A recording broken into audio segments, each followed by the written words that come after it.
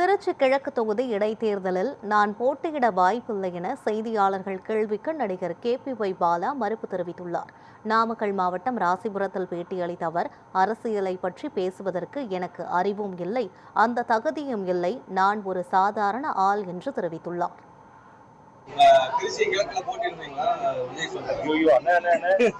அடிச்சு பகிரங்கமா சத்தியம் கூட அடிக்கிறேன். அதுக்கான ஆள் கிடையாது. ஐயோ அண்ணன் சத்தியம் அடிக்கிறேன். அது வந்து அவ்வளவு பெரிய ஆள் இல்லை, அந்த அளவுக்கு அறிவு கிடையாது.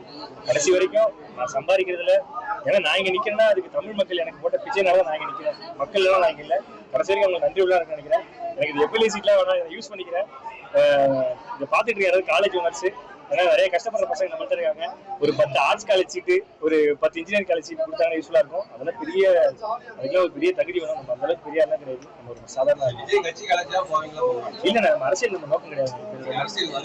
சத்தியமா சொல்றேன், அரசியல் நம்ம நோக்கமே கிடையாது. அரசியல் நம்ம எண்ணமும் கிடையாது. அவ்வளவு பெரிய ஆள் நம்ம கிடையாது. கடைசி வரைக்கும் நம்ம சம்பாதிக்கிறது ஒரு விஷயம் மட்டும்தான் இருக்கணும். சத்தியம்.